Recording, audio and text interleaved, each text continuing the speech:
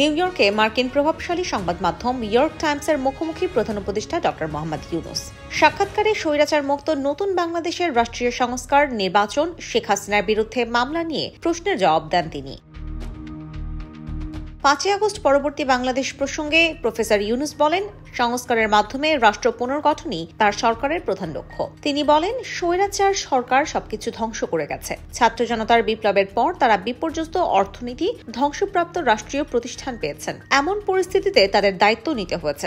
আগের ধ্বংসপ্রাপ্ত বাংলাদেশকে নতুনভাবে করতে হচ্ছে। অন্তর্বর্তীকালীন সরকার প্রধান বলেন, নির্বাচন অনুষ্ঠানের আপাতত কোনো সময়সীমা তার কাছে নেই। সংস্কার কমিশনের সুপারিশের পর নির্বাচন হবে। তিনি বলেন, তারা এখন সংস্কার কার্যক্রম শুরু করেছেন। সংস্কারের কাজ সম্পন্ন হলে নির্বাচন অনুষ্ঠিত হবে। নতুন বাংলাদেশে নতুন সরকার আসবে।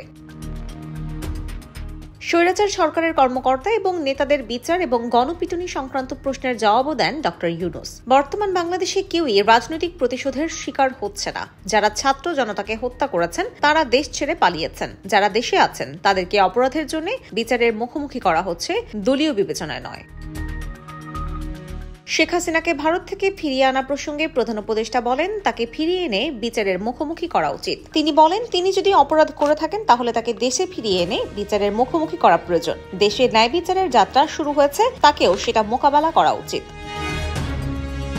তাছাড়া ভবিষ্যৎ নির্বাচনে দাঁড়ানোর কোনো পরিকল্পনা নেই বলেও জানান 84 বছর বয়সী নোবেলজয়ী ইউনূস। তিনি বলেন, নির্বাচনে দাঁড়ানো এবং রাজনীতি করা তার কাজ নয়। শুধু দেশ নয়, বিশ্বের জন্য এখনও তার অনেক কিছু করা আছে। নির্বাচন শেষে নতুন বাংলাদেশকে রাজনীতিবিদরাই এগিয়ে নিয়ে যাবেন বলে আশাবাদ ব্যক্ত করেন নোবেলজয়ী Yunus. IBTV USA, New York.